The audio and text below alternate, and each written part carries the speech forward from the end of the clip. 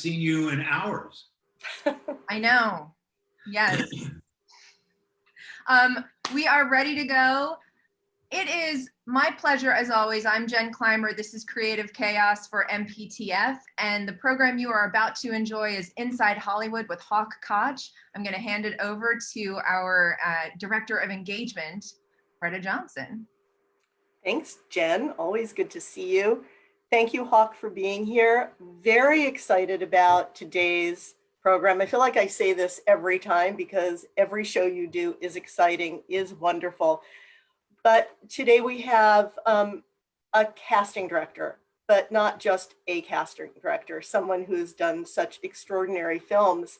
And what everybody tends to forget, not on our campus, because everyone on our campus understands the value of a casting director, but for the rest of the world, I think they don't understand that the casting director is the one who brings the vision of how a movie is going to be. So I'm sure that you're going to be exploring all of the wonderful things that Deb has done, and I look forward to hearing about it. So thank you. Thanks, and welcome everybody. I hope you've had a good week. I am honored to have you meet an extraordinary woman, Deb Aquila. At the moment, because she's always doing amazing things, she's Executive Vice President of Paramount Television Casting. But she's much more than that.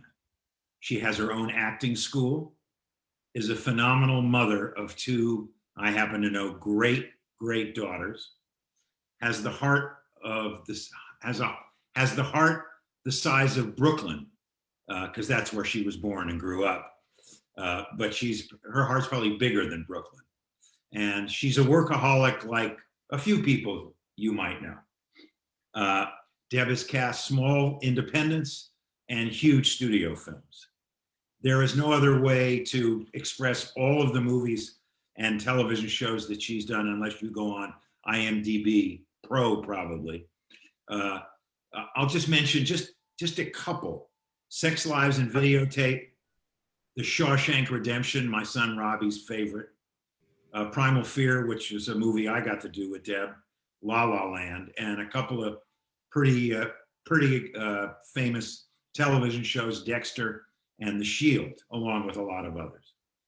Deb has been nominated 16 times, 16 times, and won the Casting Society of America's Artios Award 3 of those 16 times for La La Land, Red, and My Week with Maryland.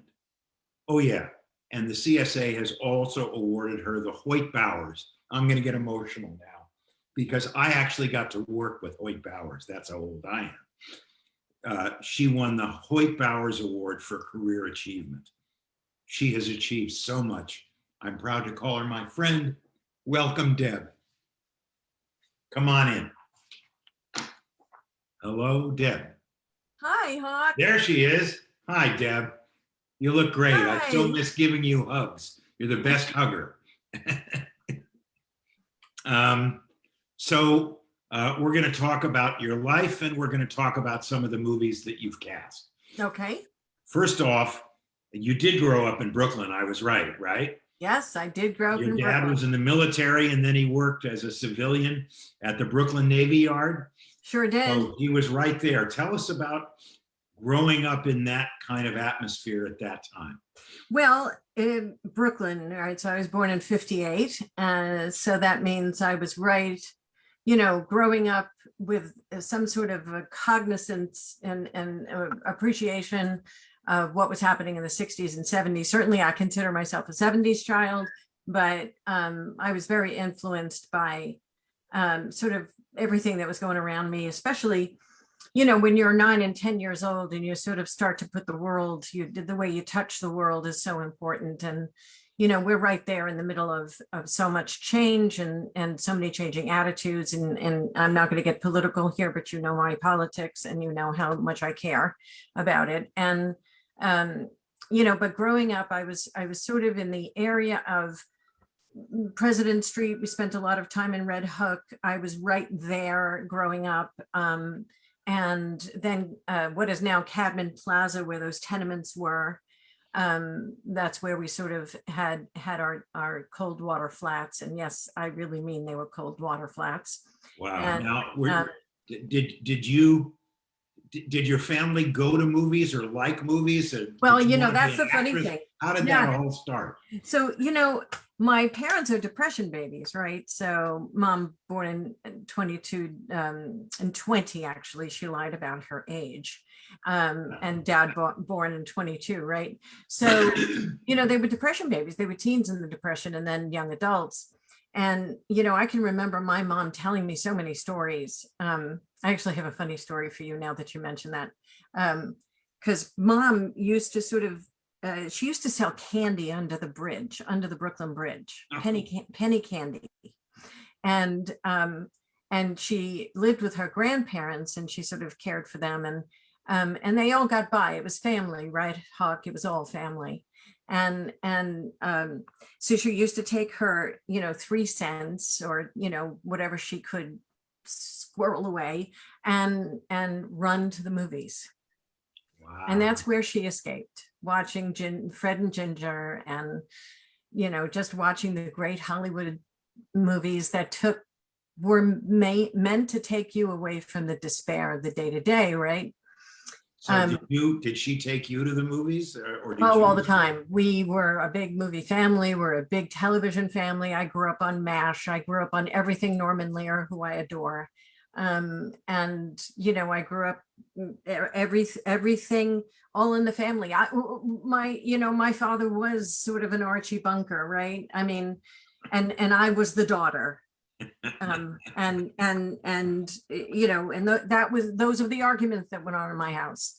Now I understand your first job though was at some place called Sunnydale Farms at 14. What is that? So that was is sort of a tiny little neighborhood supermarket on 18th Avenue and just in the corner of 18th Avenue and McDonald. So I guess that's the border of Flatbush, Midwood, Bensonhurst area. You know, Brooklyn at the time, and I can't speak to it today, but Brooklyn at the time was very segregated, right? So it was very they talk about this beautifully in Sophie's Choice. The way the neighborhood sort of were delineated, and there were good, strong, you know, avenues of demarcation between the Italian neighborhood, the Irish neighborhood. You know, we butted up against Borough Park. The Jewish neighborhood. The Jewish neighborhood, and then the Bensonhurst, you know, and oh, you froze. There you go. Oh. You know, and I went to school at Bishop Kearney High, and she's on Facebook. She's 90. So, you know, and I went to, and that was 60th Street and Bay Parkway, right? That's how can I possibly go into it? You'd have to watch every scene in The Godfather to understand where I grew up. And Bishop Kearney was right in the hub there, 60th Street and Bay Parkway. So if you went that way, you went to Flatbush, and if you went that way, you were in Bensonhurst. You were in the place, if you remember, where we first used to talk about when Captain Chaos, rest his soul, John Nicolella, filmed Saturday Night Fever. Yeah. And that's where, you know, I was on 86th Street all the time. Huh? Were you putting the food in the bags, or I didn't want to say you were a bag lady. That sounds. I was a checkout girl. Checkout girl. Okay. I was a checkout girl, and I had my work permit. I got it at 13, and I had my little blue jacket. I still have a picture of it, actually, that my mom took. And I worked at Sunnydale Farms, and that's what I did. Now, during that time, did you say to Mom, I'm going to be an actress? Did you know you wanted to be an actress? No, I was so into the theater, and I really sort of, that was awakened a great love, first of all, great love for movies and television, but the theater was something that my dad really instilled in us. You know, Huck, we didn't really have very much growing up. We had family and great food. And you know, you could on the way they cooked in my family, you could feed, dozens of people, right? I mean, on an hourly basis, it was pretty great. I learned to do that for crews at NYU. So, my dad, he always managed to find a way to get us over the bridge to see stuff. I'm going to leave it there. Okay. And, So now you get into Tisch, NYU, which is not easy. So we know there's a brain up in there. And you meet Stella Adler, who's your scene study and script analysis teacher, along with Ron Burris and Sandra Lee. And then you stayed with. I stayed with her a long time. So now tell me, I mean, icon of icons, as an acting teacher, what was it like being with Stella Adler? She was probably holding up Marlon Brando pictures all the time, but she was terrifying. It was terrifying and inspiring and terrifying, and one of the most brilliant women I ever encountered. I went to a very progressive high school. Clearly my parents didn't do enough research. And I went to a high school where, the nuns were activists, and they told us, it was all female, all girls. And they told us we could do whatever we wanted to do in the world. In the 1970s, that was unheard of, right? So, 72 to 76, I'm now involved in every aspect of the theater. I loved history. I dove into history with all my heart and soul.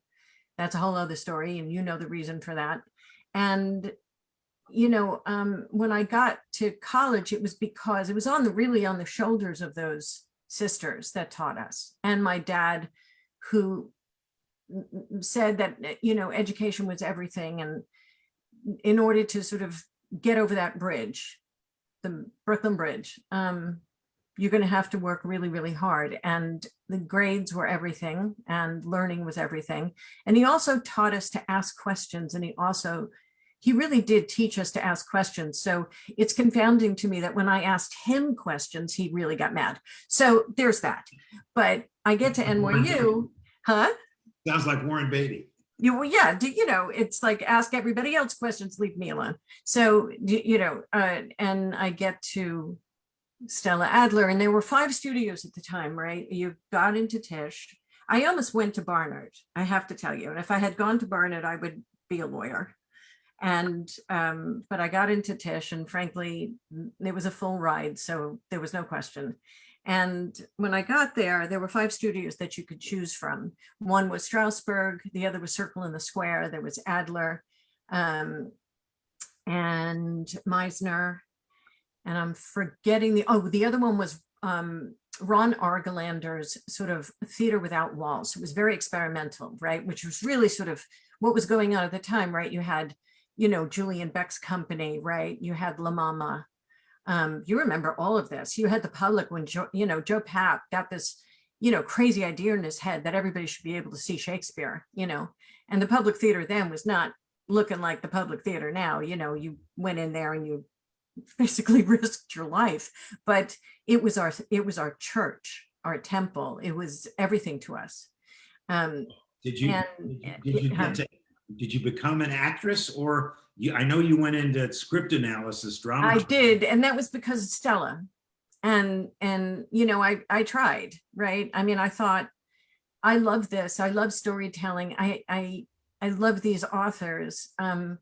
I love everything that they have to say. And if now is not the time, when, right? I mean, because remember, this is again 1976, and we're at the height of all the changes, right? That are, the social changes that are happening. And I couldn't, I paid a big price for that. If you could see my hands clutching together right now as I talk to you, you'd understand I have a great deal of anxiety about stuff like this. And Stella recognized that, but I think I'm a dramaturge at heart. And she also recognized that, because everything I did, I came to it with a great deal of backstory. And because I loved history so much, I spent hours and hours at Bope's library researching the plays and why they were written and what were the authors trying to say. And how did they affect change if they did? And it was just joyous for me. And she recognized that. And I got physically sort of depleted and not well every time I had to go on stage, especially in front of her. You know, Sandra was a little bit, you know, well, you know, Sandra Lee. So, you know, but she's tough, but she's an angel. And Ron Burris is, you know, amazing. And I had all these great minds. And to try to do this, it was not joyful anymore for me. But when Stella sort of recognized that, it was in probably the end of my sophomore year, and she and Sandra, you know, talked to me, and I thought, oh boy, they're kicking me out, and there you go. And she said, in her very Barrymore accent, you know, which I won't even try to do here, that I'd be more suited to be a TA for her in her script analysis lectures, which went on for hours and hours and hours. And I did it. I went, and I was the person videotaping with the gigantic cameras, right? It's like you needed 7 people to carry them. And, you know, those tapes still exist, and Tommy has them, you know, her grandson who runs the studio now. And Wow. And you could see clips of them on YouTube, and there she was, and I just absorbed every minute of it. And that's really where I became committed to the teaching route. Okay, but you stopped that and you met Bonnie Timmerman. I sure did. I sure casting did. Director. Hi, Bonnie. Yeah, maybe she's on. Maybe. How did you meet Bonnie? So Sandra Lee. So, you know, I was on the teaching track, but I was also very, you know, I'd sort of made a deal with myself that if I could get into grad school, I would go, especially if I got a scholarship. And that did happen. And I went, I started at Gallatin at NYU, so I could create my own program. But again, it was sort of history, psychology, literature, and sort of always with an emphasis on storytelling and how that can be, again, maybe change your mind or two, maybe not, but let's have the conversation.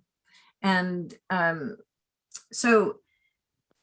yeah, of course, you know, that was in so I graduated in 1980.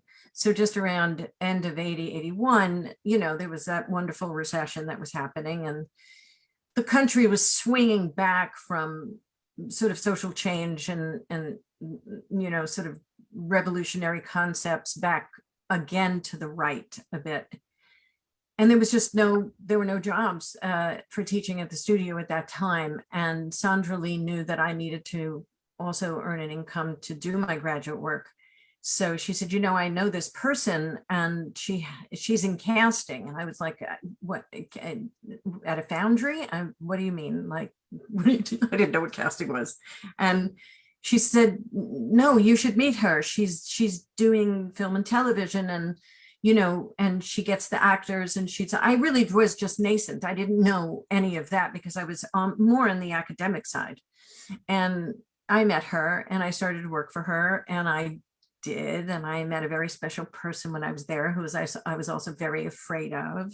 Well, see, now you have to, first of all, I in total transparency, Deb and I've counted at least 5 movies together. And Right. the first one, I was producing a movie called The Pope of Greenwich Village in New Yes. York, and we had hired Bonnie to be the casting director. That's right.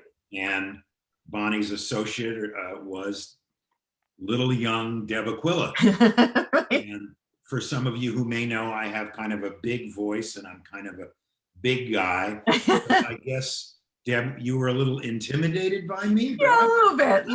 And I think you were kind of stressed on the film too, to be honest. And so there was always an urgency to get Miss Bonnie on the phone.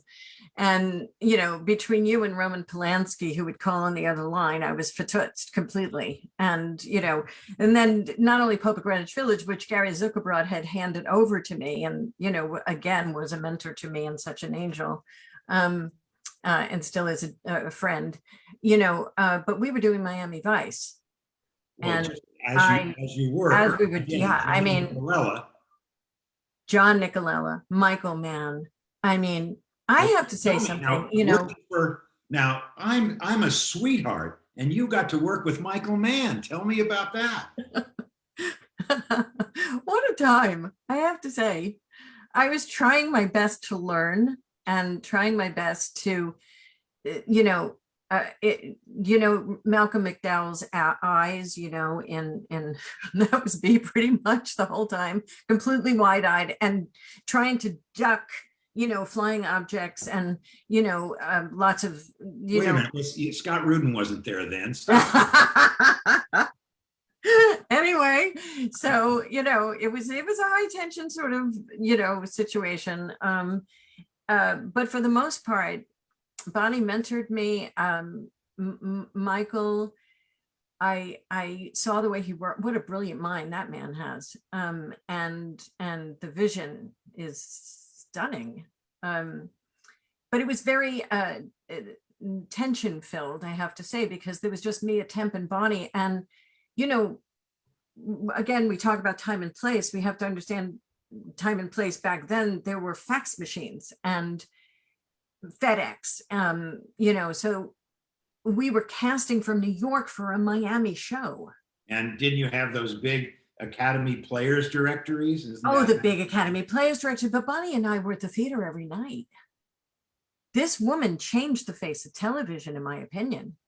I mean, she takes characters that were in feature films. She has Rock Dutton in her office, Charles Dutton, who was nominated and won for Ma Rainey's Black Bottom, right?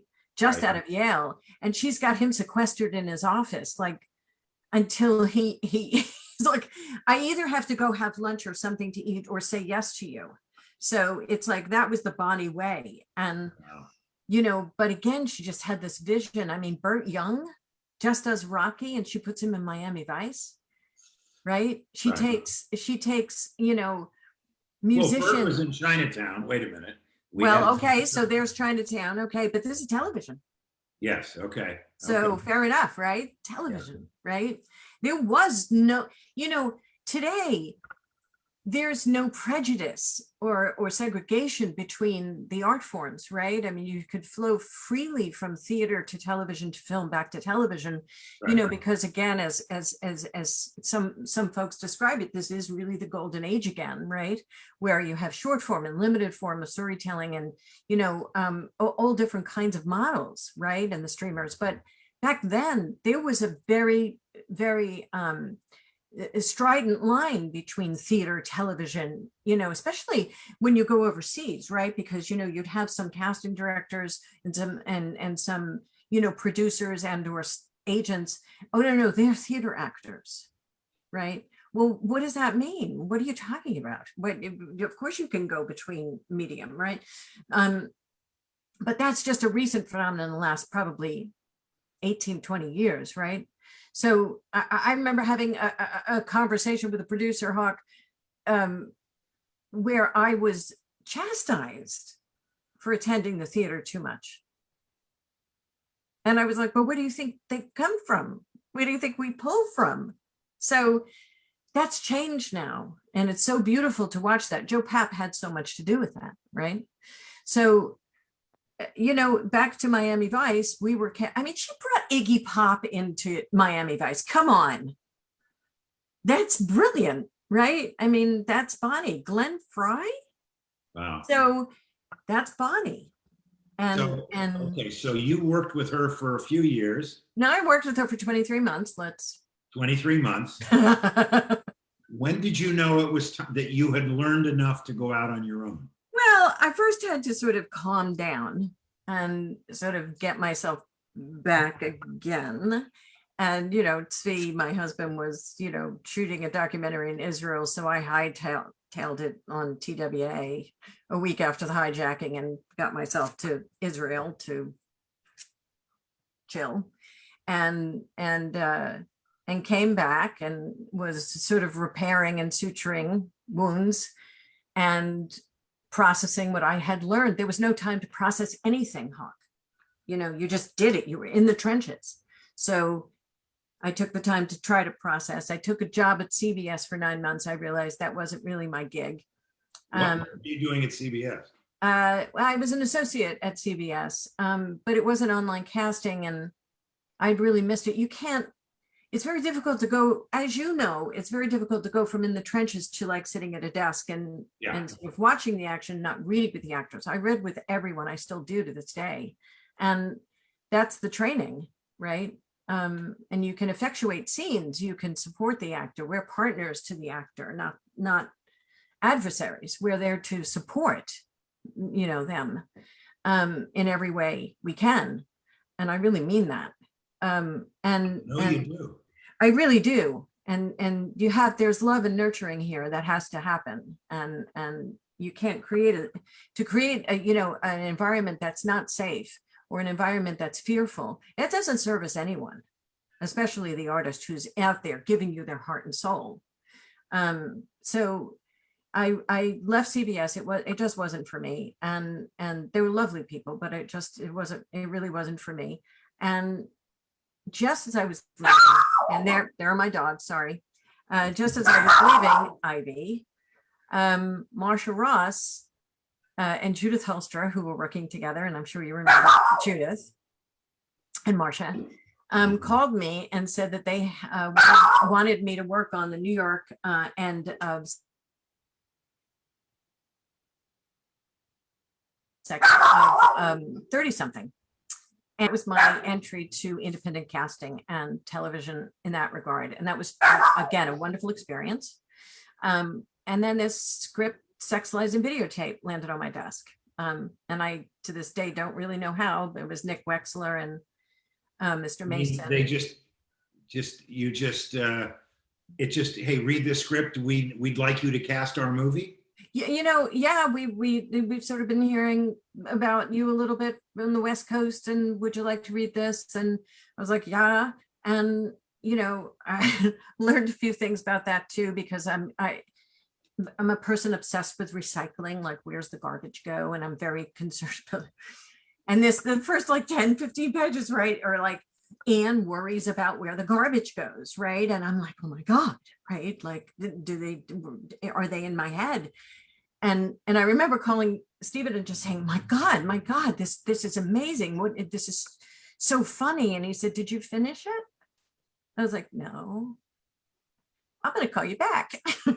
So he's like, maybe you should finish the script. And I was like, yes, I just had to share. Anyway, so at the same time, I was doing the last exit to Brooklyn. So that's right. That was, to meet Cubby Selby, one of the beat writers of his generation, right? And that takes place, Hawk, in the very, very place where my father worked for 25 years in the Brooklyn Navy Yard. Wow. And I had to go I went deep into the world of, to try to cast Tra-la-la and to try to cast all the folks that populated that novel, that stream of consciousness novel. As nervous as you get, you knew what you wanted to do. See, already you were thinking, your process was, oh, this is how I would cast it. But let me go back to Sex, Lives, and Videotape for a minute. Now, nobody knows who Steven Soderbergh is. He's just a young... Well, he just graduated. Yeah, just graduated. He's, you meet him, and there's only, 3 characters in that? 4, yeah. James Spader, Andy McDowell. Laura San Giacomo. Right, Laura San Giacomo, and... Right. And oh my God, it just went right. See, I got nervous, so it went right out of my head. I love him so much. All right, so hello, IMDb. This is embarrassing. It just went right out of my head. Anyway. It doesn't matter, but my question is, Steven Soderbergh, does he come to you and say, and you have a meeting with him and Nick Wexler to obviously hire you? Now you're going to be doing this movie, and did they say, hey, have you ever heard of this actor? Right, Peter Gallagher. They're on the West Coast, so I'm in New York, and so I'm at the 3 of Us Studios, if you can believe it, and I'm on the East Coast. Peter Gallagher. Huh? Peter Gallagher. Peter Gallagher. Yes, I apologize. I love you, Peter. But yeah, I was at the 3 of Us Studios, and that was just like a sort of that was a WeWork before a WeWork. So you had all kinds of different studios, and you had different casting directors and producers coming through there, and it became like a family. And everything, the whole interview was via phone. And then Stephen came to New York, and we did go to the theater a lot. As a matter of fact, that's a great story there, because we went to the theater and we went to see a production that was going on that was quite something. And that's where we saw Laura San Giacomo and brought her in, and she got the sister. Yeah. So I see. So because of going to Broadway, which is, well, it was off Broadway. Yeah. But yeah, but I mean, it's what you've been doing for years, and what I learned. Years and years and years. There's only two casting directors that I ever want to work with, you and A.V. Kaufman. A.V. A.V. would always drag me to the theater when I was. Always. Yeah. Yeah. I mean, Bonnie and I would go, we'd have routine. We would work until we dropped, and then we would go to the first act of a Broadway theater. And then she knew everybody on Broadway. So we'd sort of like, sneak in through the stage door and see the second act of a show. Right. And then she wasn't done. We would get in a cab and go down to Avenue A and see Paul Hip doing something, in the basement of some building, while, folks at the West Bank Cafe, remember the West Bank Cafe? Sure. Right. So, we'd see them, all these stand-ups there, and it was just a wonderful time. So I know it's a broad question and maybe hard to answer, but what do you think makes a good casting director?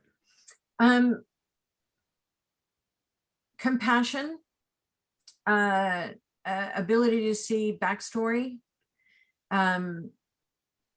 seeing everything that you can see so that you're up to speed on what an actor can do entirely, so that the imagination can come into play, and you can actually sort of imagine that person in a role, no matter what it is. And, sometimes there's a persona fit and sometimes it's a stretch, but I find that's where the theater comes in, because a lot of actors will stretch out in the theater. So would you say that the secret sauce that you and you experience that, and you, the and then you can bring sauce it that with, you have is in order to understand whether an actor does or doesn't have chops, is because of all of seeing them in all these things. You have the training, right? The balls to say this person can do it and this person can't. And there's something, yes, and that's training. And that's, I am a big believer in craft, and to see preparation from an actor, to see that they've really given you, they do it on an hourly basis, right? They give you their heart and soul all the time. And I have to say that the dedicated folks, right? There are some folks that don't know how to do that, and they would benefit from training. But it's a respect for that I have. It's a tremendous respect for that. Something that we did together, right? How many people did I see across the country for that role? Yeah, we'll get to that one. Yeah, but it speaks to what we're saying here. Yes. Is your process always the same, whether it's a big movie, a little movie? Is the way always. You go after it? Always the same. I spend a lot of time, and considered kind of a pain in the neck, I have to admit, because I ask a lot of questions, but I can't see these characters sort of dance up off the page in a three-dimensional light unless I know what I'm doing, right? Where are they from? What do their parents do for a living? What were they religious? Who raised them? Who were their primary caregivers? What was their childhood like? What was their teenagehood like? What influenced the decisions that they're making? Why today, not yesterday, that they make these decisions, right? So it's all of that. And I was very lucky and fortunate to come up in the business working with a lot of writer-directors who could answer those questions, right? Now, in television back in the day, you didn't have a lot of time to ask those questions. So intuition comes into play, And then I started making up my own stories about where they're from and hoping that they matched. Well, Right. talk And then- about, Yeah. you've worked on over 150 movies and television. I mean, that's, if you've been in the business, well, let's say 40 years, that's at least three or four movies a year, or television shows, which is, for you, that's kind of slow, knowing you. But is there a genre, because you work, is there a genre that you like working in, comedy or thriller or Oh, we froze. drama, that you like better than any others? I love stories that matter. And I do apologize that my internet connection is freezing here. But I do like to tell stories that matter, that move the needle, that tell the human story. But I also am obsessed with stories of serial killers, because they scare me so much. The masks, right? And I'm so curious as to why they do what they do and the choices that are made and how they got there. Well, that leads me into a movie that I got to make with you, because it is about a killer. It was called Primal Fear, Mhm. directed by our good friend Greg Hoblet, produced by Gary Lucchese and myself. And it was to star Richard Gere. Richard had said yes to the role of the lawyer, Mhm. but Sherry Lansing had said to us, well, you have to have another name star in the killer's role in order to get this movie made. Right. So we were offering it to everybody of a name. But meanwhile, Deb Aquila, who was head of casting at Paramount Features at that time, this is 95, I think 96. Deb, you went all over the country, and tell us how you found who you found. After I fired myself 3 times. Yeah. So I just, I couldn't, I was very frustrated with myself, I have to tell you, because I couldn't find it. In that particular, if we look at it, and Greg and you and I, and we talked about it for hours. You had the actor, and this is the way the brain works, my brain. You have the actor, and then you have our first introduction to this character is through the lens of Aaron, right? That's when we meet him. Right. But then you have Roy, and spoiler alert for those who haven't seen the film, sorry. But then you have Roy who's playing Aaron. Yes. He's not a multiple, right? He's a con, right? This is a guy who's really, really clever. Good for you, Marty. Right? I mean, he's a con artist. He really has learned to work the system. And if he makes himself, it's almost like the character that Jack Nicholson played in Cuckoo's Nest, right? If I act, not well enough, mentally, I'm going to get out of here and I'm going to beat everything, except we know how that worked out. But this kid, this wasn't his first kill. And for me, in the source material, that was the most important factor for me. So you start to go, was that this was not his first kill. And right. That kid is kind of, I don't want to use those terms that I know nothing about because I'm not a psychologist, but it feels to me like he's a sociopath. And, but you can't use those terms. You have to get underneath that. I saw this kid as a survivalist. How was I going to survive the terribly abusive home that he grew up in? And how did that affect him? It's almost like the Iceman, if you saw that documentary. Mm-hmm. A lot of these folks are not born, they're created, right? All right, but so now, okay, so you've got in your head what this character should be. Mm-hmm. Now, as a casting director, how do you go about finding this boy? Well, you read and read until you can't anymore. It's just you read all day long and you pre-screen all day long and you watch tapes until the cows come home. And, it was me and Trisha Wood, who was the associate. Can believe that. At that time, it has been your partner for years. 24 years. She runs features now and, I'm on the TV side. at Paramount 0.2.0, and she and I did this together, and had a lot of help from our support staff. But wait, but so, all right, so you're reading all of them, and all of a sudden some young boy comes in with a stutter. And Well, so yeah, is it I should have started in New York, but anyway, we exhausted Los Angeles, and what I saw in Los Angeles really sort of was I also it also highlighted an urgent need for craft, because a lot of these folks thought that they could just come in and sort of do this character and do it on the fly, without any creation of backstory, without it doing the work that Stella taught us to do, right? And it didn't work because they were playing Aaron, but they couldn't play Roy, and there was no turn there, right? So there wasn't understanding of that layer cake that I described. And the tapes that we saw, if you remember, we tested one other young man from England, yes, England, and he did the work too. Yes, yes.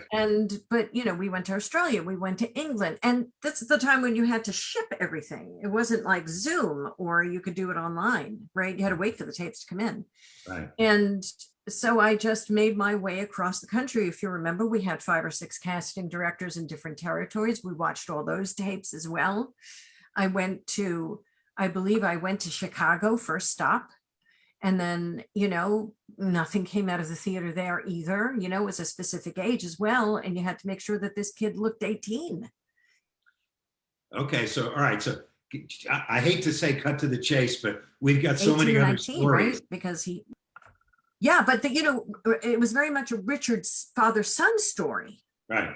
So Right. Richard had to feel like he had a paternal, sort of emotion toward the kid, right? But I'm just saying, I don't know if you could hear me, because we have so much more to talk about. I want to cut to the chase, where all of a sudden you're in New York. Do you see a tape, or is it a live read? No, we have 65 people scheduled for what a sort of a mini open call.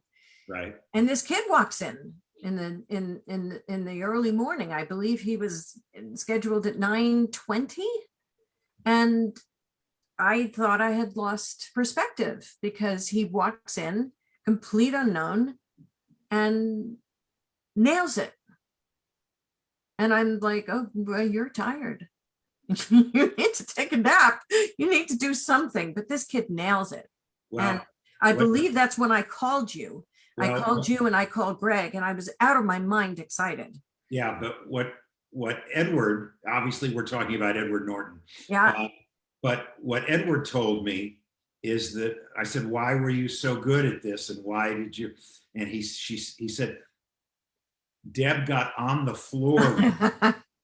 So tell me about that. What did he mean? That was the next day, Hawk. I Uh, sent him away, and I said, okay, I need to take a step here, because maybe this is a trick. And I sent him away, and I asked him to come back the next morning, and he did. And that's when we got into it. And what does that mean? You got into it? I read with everybody, I told you, and I read with him, and I met him where he was at. Ah, And so that meant getting in the scene with him, right? Right.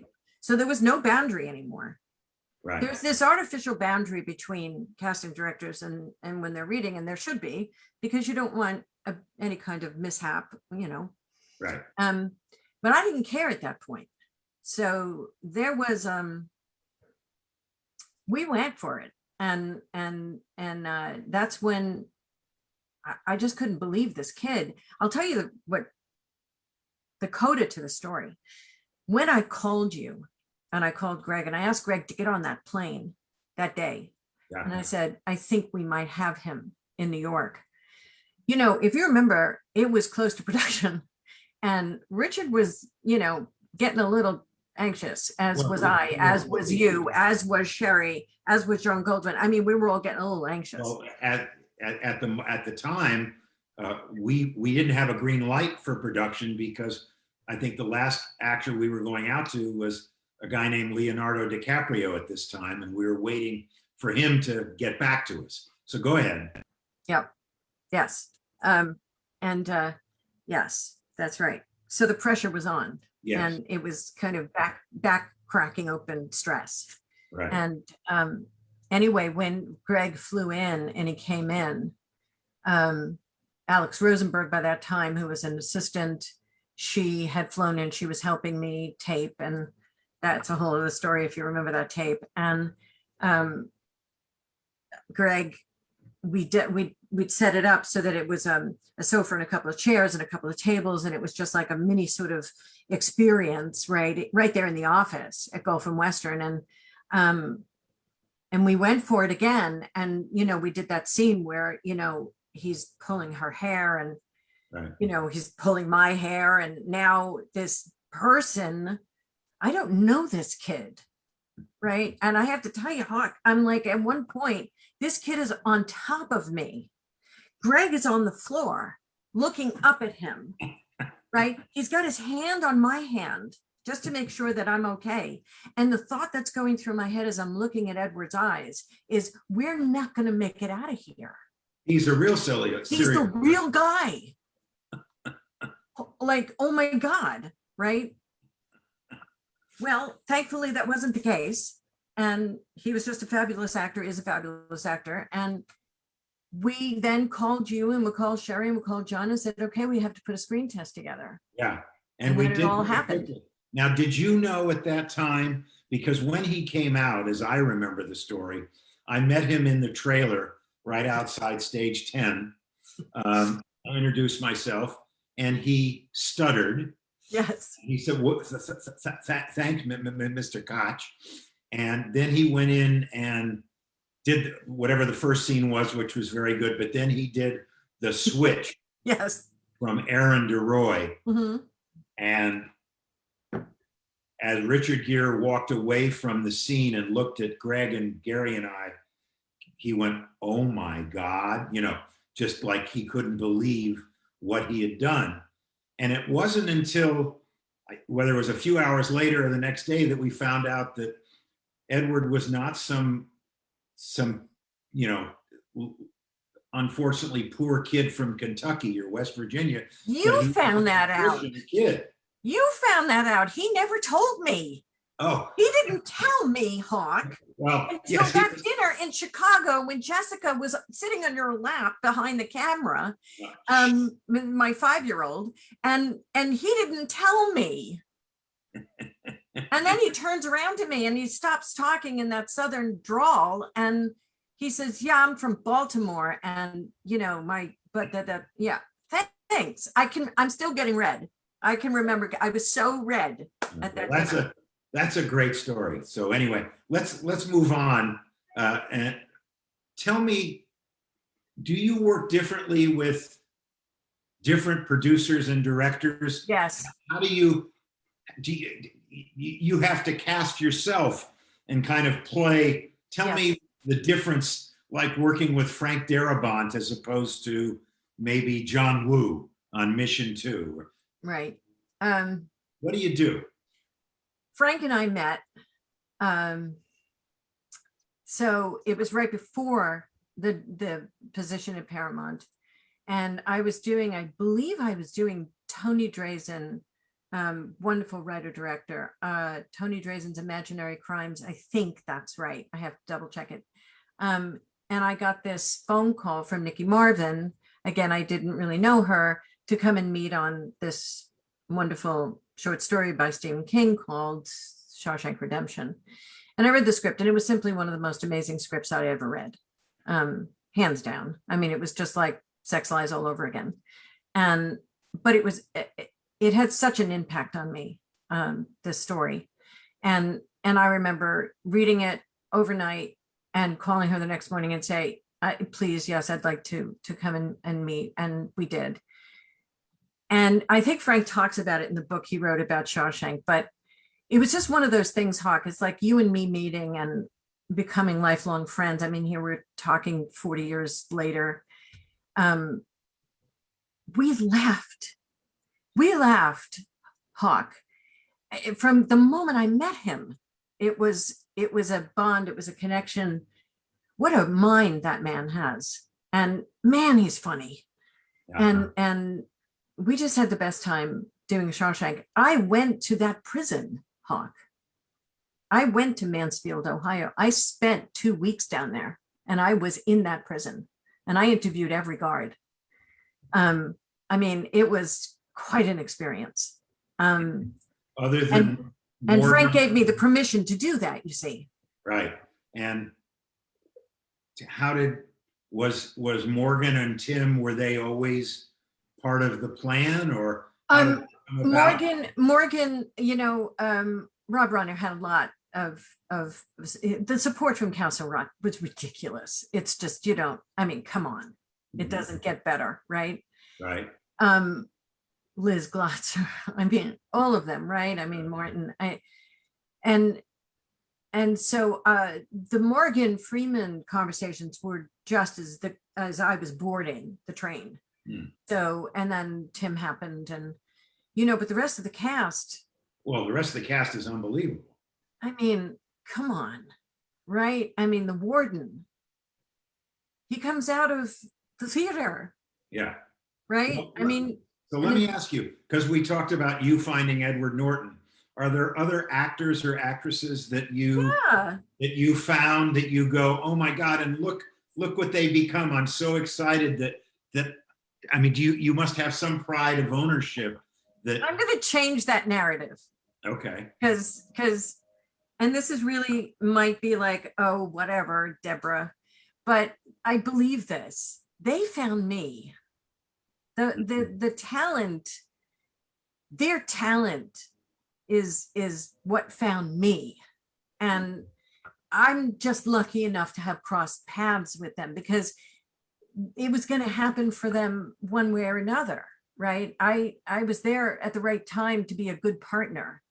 But that whole concept to me is anathema. It's they found me. I mean, Laura San Giacomo, you know, in Beirut, she found us, right?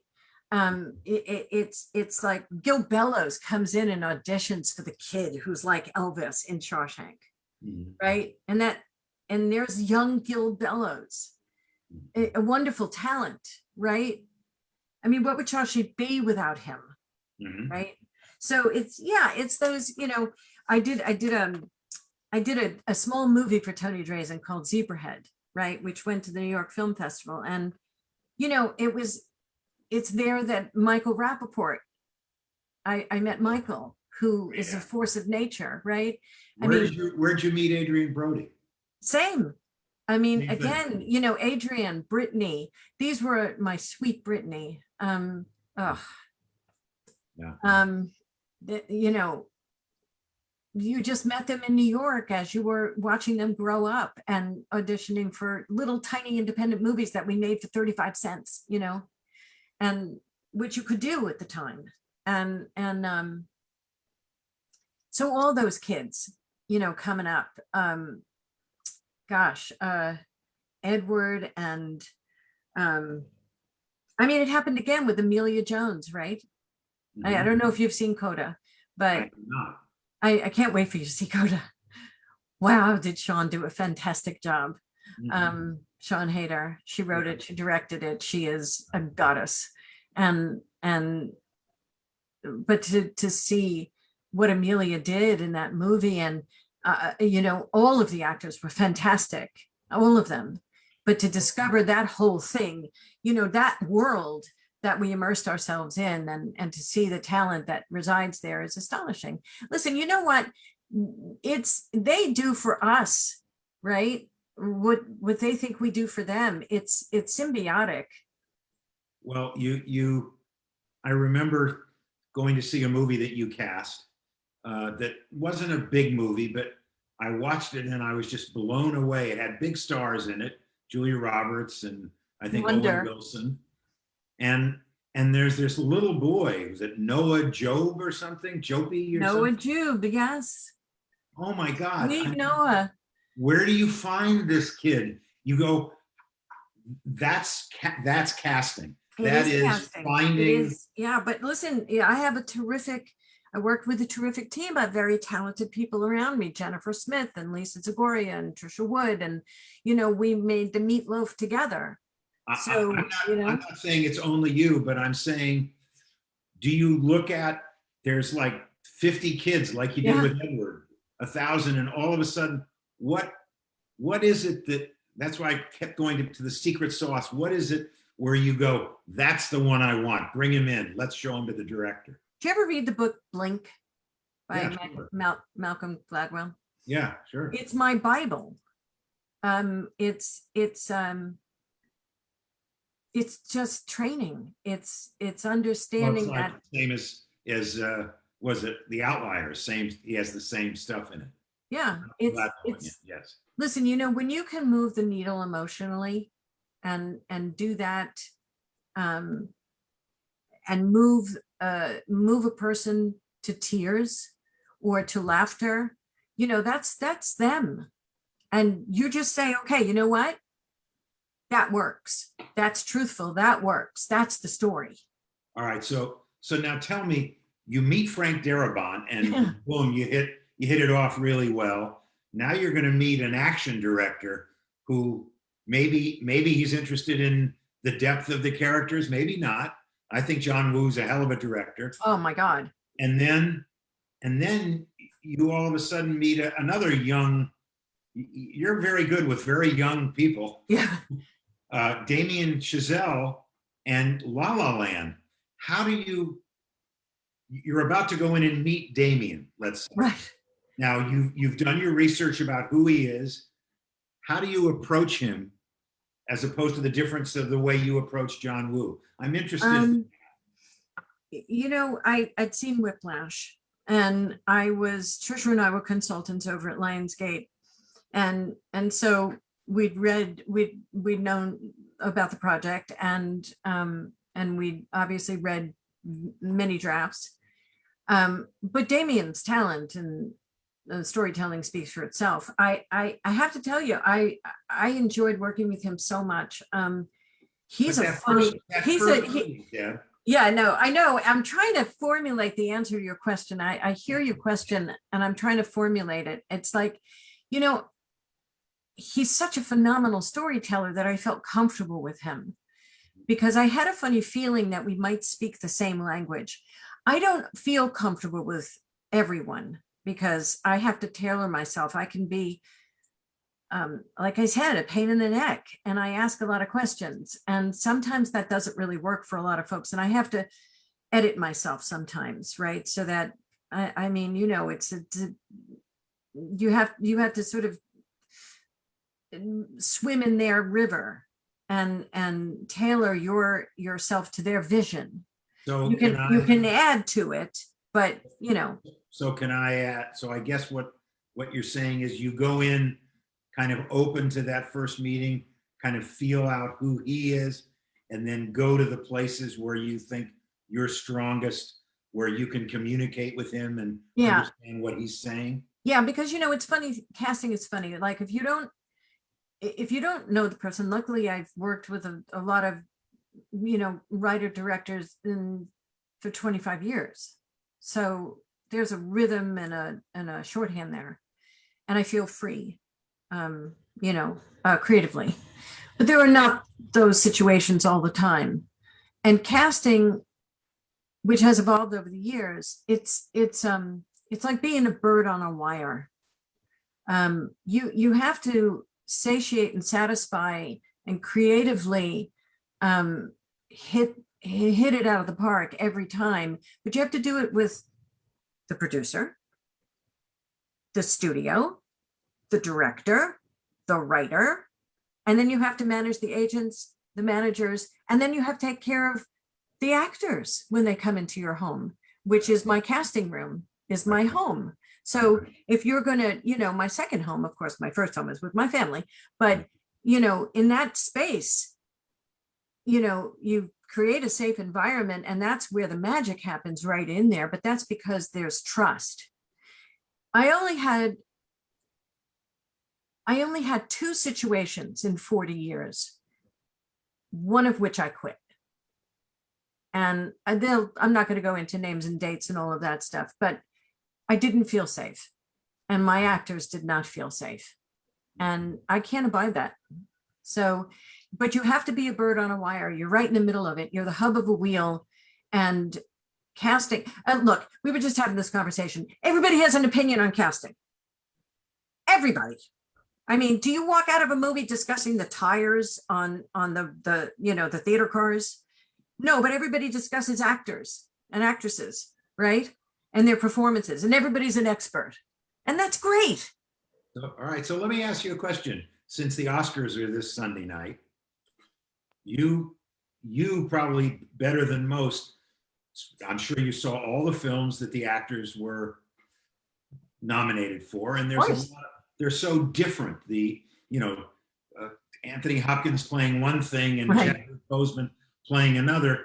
How do you, as an Academy member, I don't want to know who you voted for, because that's not allowed. Former president, I don't allow that. But of course not. How do you justify I'm going to vote for this person as opposed to that person? Because you watch performances. I do. Probably anybody. Again, the depth of the characterization, and sometimes the courage to stretch, and what it might have cost them to do so, and how it moves you. Okay, so I know who I voted for with those parameters. Are you going to watch Sunday night? Of course. You, me, and hopefully a few more. I hope so. I hope so. Now, next week, I get to interview not a young director you got to work with, but one of the older directors that you got to work with. Robert Benton is going to be here next week for me and you got to work with Robert near the end of his career. And tell me about that experience. Oh, so here in my imagination, there he is, he's like a cherub, isn't he? Yes. So anybody who doesn't know, Robert Benton's 3-time Academy Award winner, won Oscars for writing and directing Kramer versus Kramer, won an Oscar for writing Places in the Heart, and was nominated a million other times, including Bonnie and Clyde. So go ahead. Sorry. So here's Robert, right? Just a subversive sense of humor, right? Wily, always, a gleam in the eye, those eyes, sparkling eyes of his, always with some sort of a secret, right? Like he's in on the joke, right? And now he wants you to be in on the joke too. We did this work. He knows actors. Yeah. Goodness, does he know actors, and he loves them to pieces. Well, let's see. Meryl, Dustin, and Sally all won Oscars with him. But it's that caring. It's those speaking the language of the craft to them, with them, listening. He listens. And here's Robert. Oh, Benton. I would call him Rob. No, Benton. Robert. No, Benton. Okay. So he take them by the hand. We're in a session. We're in, right? And then he takes them by the hand. You've seen him do this. Yes, walks them out of the room, holding their hand, right? And then he does his magic and he talks to them and they comes in and boom, they're off to the races. He is magnificent. So now totally different. The biggest producer directors in the world right now, you do a movie with the Russo brothers. Oh, and how different. Love them. Oh my God. Difference. There is no difference. You see, this is the thing. They are storytellers. They are writer directors. This is how they started. Right. But these two gentlemen, Lordy, they love actors more than, well, they love actors just as much as Benton, just as much as Frank, just as much as you and Greg. I mean, they love them. and they love to watch them. They love to listen. Again, big listeners. That's what I've sort of come away with.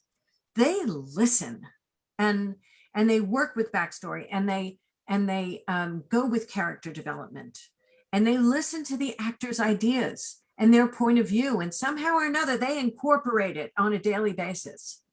There's a respect there, you know, Hawk. Yeah, I always add curiosity. Yeah, but you know, exactly, because they're like two kids in a playground, right? I mean, these filmmakers, they're like two What, kids. why, and where? Yeah. Come on, they're still the same guys. Like they're, right, as you say, the most successful directors, right? I mean, but they're still the same guys from, right, Cleveland. Right.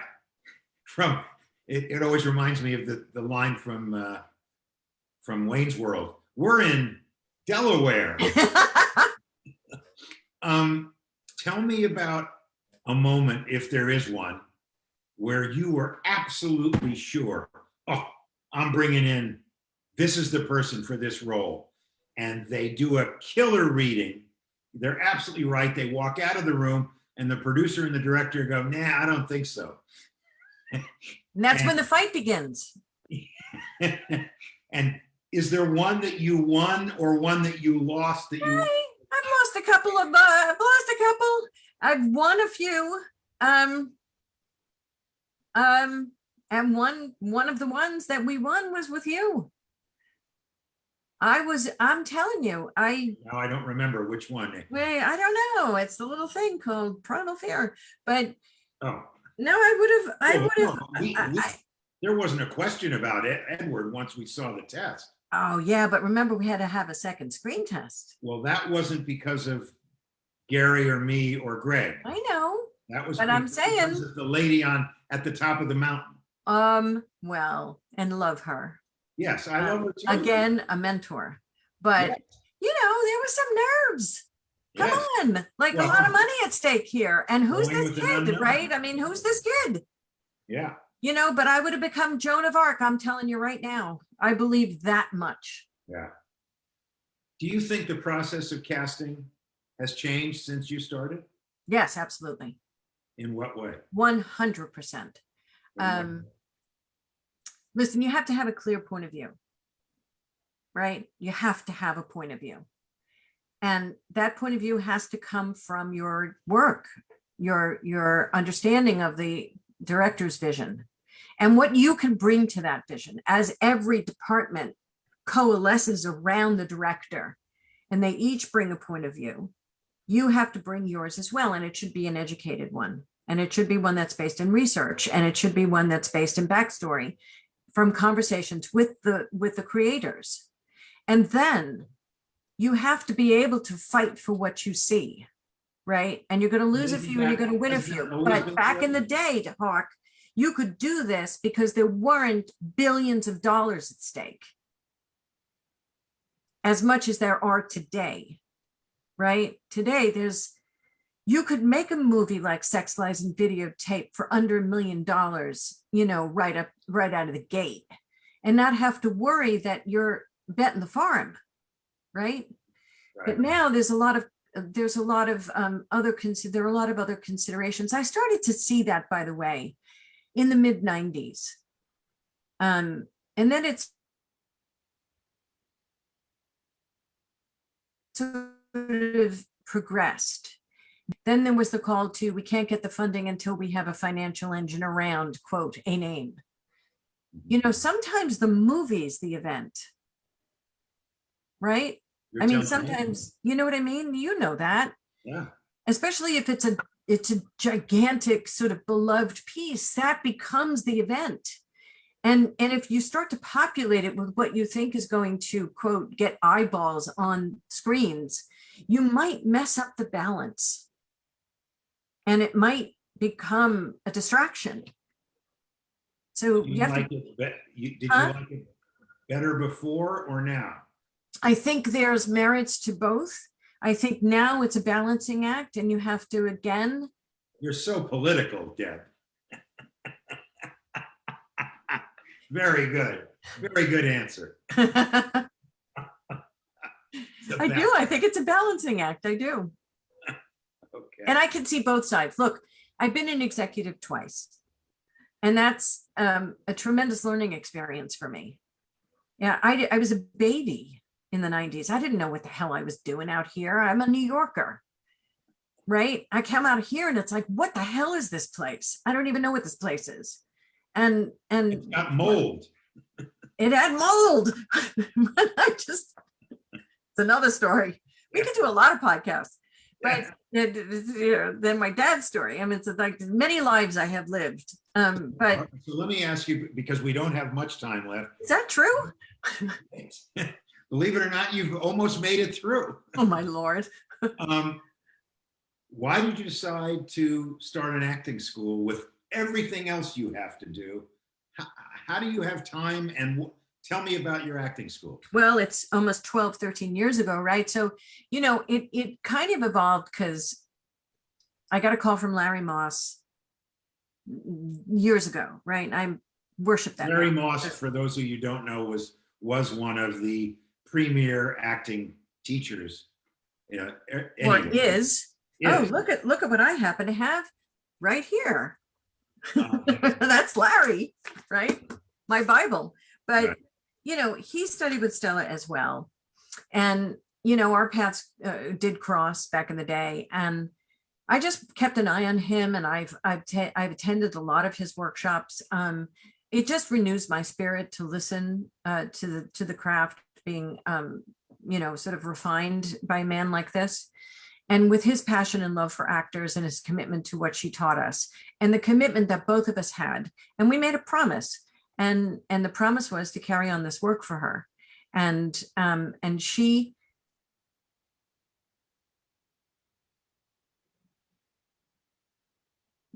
meant it, and we meant those of us that were on the teaching track, and we kept the promise. Marjorie Ballantyne amongst them, Sandra Lee, all of them, Ron, and so I saw, like, I have to say it was probably like 13, 14 years ago. And there was a real need out here for this kind of work. It just wasn't being done. There were a lot of Band-Aids and a lot of quick fixes, and, just a lot of horse poop that was being administered to young people that wasn't really effective in changing the way they worked or deepening their process. And it bothered me. It really bothered me. And at that time, I was able to do it because I was an independent. And so I got together with Donna Morong, and she had left Disney, and she was trained by Bill, in the Meisner fashion, and Bill at Rutgers, and we said, well, why do we do this? And we were like, okay. And we had no idea what we were doing.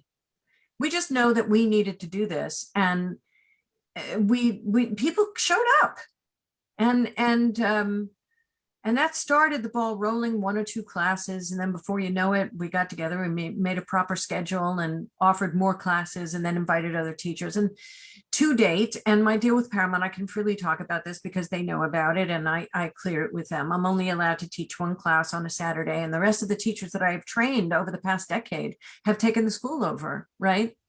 Where's the school? It's virtual. Pre-COVID, where's the school? It was over at it was on El Centro. It was just a theater space over there that no longer exists, sadly, because of COVID.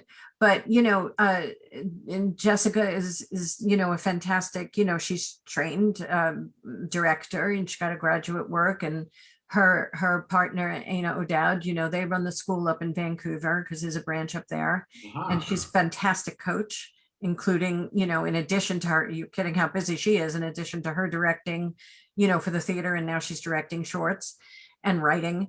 And, so we got together, and Troy Ruptash and Priscilliana and Marjorie and a whole bunch of other teachers just got together and formed this collective. And the collective is still running, and they're doing all the classes because, again, I'm only allowed to teach 1 every Saturday. A master scene study class with Marjorie, who was with Stella for 13 years, something like that. And, and it just is joyful to watch these actors. There's an aha that happens, right? When they finally get it. And it's like, wait, what? There's a way to do this? Like there's a roadmap to actually doing this. There's a process. Yeah, there's a process. And Right? Pardon the Jewish word. Do you kvel? Oh, quelling. Are you kidding? When there's a breakthrough, I'm dancing and I'm crying with them. Come on. If you'd asked me to make a table, Hawk, it wouldn't work out so well because I don't know how to do it. And if you put your computer on it, it would get broken. There's a process to this. And what happens to a person that has a craft or has a roadmap? Their confidence level jumps. This is the thing I wanted to say about Edward. That young man walked into my room in New York, and he had the confidence of this kind of work. He does this kind of work, as we know. He's a writer, for goodness sake, and that brain, right? That brain. And the humanity that he has. And he walked in that room, Hawk, he did this work, right? And it gave him the confidence that gave me the confidence to call you. Yeah. To say, I think we got something here. Well, it's very exciting to talk to you about casting. But we have a few minutes left, and I want to ask you a personal story. Oh, uh-oh. Yes, no, if you will, you have amazing casting stories, but we became friends. We knew each other in the 80s. We got a lot closer in the 90s. And all of a sudden I got a call from you one day saying, you're not going to believe this. And why don't you, I'd love you to tell the story of your life and your dad.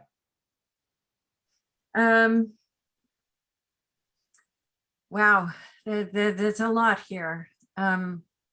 But I got a call. I was at Paramount actually in '98. And I think you were the very first person I shared this with because it wrecked me for a long time. And I'm still 20 years later investigating it. And I think we are going to formally now investigate it in a documentary because it's relevant to the world we live in today. Okay, well, what you now my you dad, let everybody's whistle. So I have 4 brothers and a sister that I didn't know about until I was 39, almost 40. And they are of mixed race. And I found out about them when they reached out to us. 2 brothers with the exact same name. And because the universe just likes to mess with us, they are both doctors of history and theology. So wait a minute. Your mother and father have a son named Dominic Aquila. Dominic Aquila. My father's name is Dominic Aquila. Right. And my brother's name is from Dominic. The other family is named Dominic Aquila. So, but for the audience here, and I know it's really hard for you, but your father passes away in 88. In 88. In 98, we get a phone call. And the phone call is from, hello? Well, first, Dominic, my full brother, who was at the time in Steubenville, Ohio. He was teaching there. And he said, okay, I don't know how to really kind of tell you this. So I'll just tell you. I just got off the phone with our brother. Dad was married before. We have 4 brothers and a sister. And I hung up on him. My brother's a big prankster. What remains to be seen. And so I hung up on him. And my darling Barbara Fiorentino, who at that time was our associate and now big time executive and a fabulous casting director and even a more fabulous human being, he called her and he said, sit with her. Just please sit with her and don't let her get off the phone. And I picked up the phone. He said, look, I'm not kidding around. And Dad was married before and our brother's about to call you in about 12 minutes. So married before or married at the same time as? Married before and was sort of engaged. There was a 6-year overlap in our family saga. when he was divorced, I still don't know. I still am trying to find those papers. It's a complicated story. And you know, The woman was an African-American woman that he was having the relationship. he met her in 1942 when he joined the service. He joined the service at 18 to go fight fascism in Europe. And he was stationed in the Panama Canal Zone, and he met this woman, Marta McInnes, and they fell in love. And she was 10 years older than him. And yes, she was a Panamanian Jamaican woman, gorgeous woman that produced 7 children, 2 of whom died. And they had a marriage for a long time. And my sister was born, if I'm remembering correctly, in 1942, and her name is Helen, and she was named for my grandmother. And then I had the twins, and then Dominic, Dennis, Raymond, and Bruce, and all named Aquila. And they were are any of them your age? No, I'm the baby. You're the baby Mm-hmm. at 1958 or something. Yeah, 1958. Mm-hmm. Wow. Yes. And I got to meet them, as a matter of fact, and I spoke to him that night. My heart is pounding as I'm telling you this. And I spoke to them that night, and I might have gotten a bit angry when I hung up the call, right? Listen, everything you seem to know is true is not. And then you have to live with that for the rest of your life. And you also have to live with the fact that inherent bias separates families, and it's just it's Frozen. just criminal, and it's not the way I live. Ally when I can. I try to be understanding, and I try to be educated about issues, and lead with my heart if I can, you know, which gets me in a lot of trouble. But that's the only way I know how. And I'm still trying to investigate this, and I'm still trying to find the best way that I can be a sister to people that I have not grown up with, and trying to understand what the hell happened, and why he made the decisions he made, and who pressured him, you know. Well, first of all, it's very brave of you to let us know this. Thank you, Deb. I think it's an amazing story, and you've come through it. And from what I hear, you've embraced this other family. I love them. Well, I know, but they're, gone the other way. So good on you. Now we're going to stop that now. We've only got a few minutes left. What's your favorite TV series? My favorite television series from, I have to say, when I was a kid is All in the Family. Pretty much anything that Norman Lear does, he taught me how to live. Yeah, He that's formed my opinions when I was a kid. And I will say, because of the long-standing connections we have with the residents on the campus, and of course, serving the entire entertainment community, we are home to one of the writers that Norman Lear leaned on pretty heavily. And she's very proud of some of the more controversial storylines that she and her husband put forth and shaped. The one I'm thinking specifically is they wrote the breast cancer episode. Right. And that wasn't something that was talked about. It wasn't talked about. Right. So, well, thank you to them. And movie? Have you got a favorite movie? I have thousands of favorite movies. The one that looms large for me is cultural, and it's The Godfather. Yeah. There you go. yeah, that tops many people have said Godfather, and Godfather 2, actually.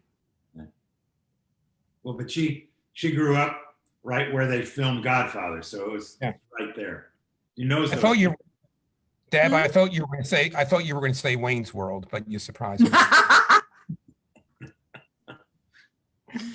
Yeah, The Godfather. Yeah.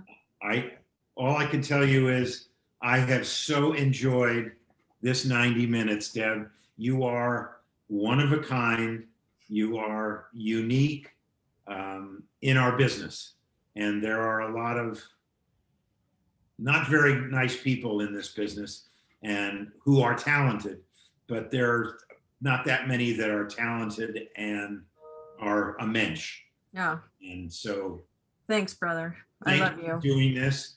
And I just heard, I'm just very proud of the fact that I just heard that our motion picture home, where we've worked very hard to be as safe as possible, has just been again given 5-star rating by who, Bob? The Center for Medicare Services. Wonderful. So Well, I that's- have to say, we were just talking about this because, you know, Paramount, again, this company that's led by these fabulous people, you know, Nicole Clements and Emma and Jim and Bob, all of them, Sherry Redstone. I mean, it just, you know, it's just such an evolved experience to be back to, it's such an evolved culture at Paramount now, that, you know, having the benefit of seeing it twice, you know, I'm so damn proud of this company. And, you know, we were just talking, I was talking to my folks in the casting side, you know, Geraldine, Chris, Lauren. Our favorite place is to come to volunteer, because Paramount does volunteer days, is the motion picture home. And we couldn't because of COVID. But anything that you need us to do virtually, we are here.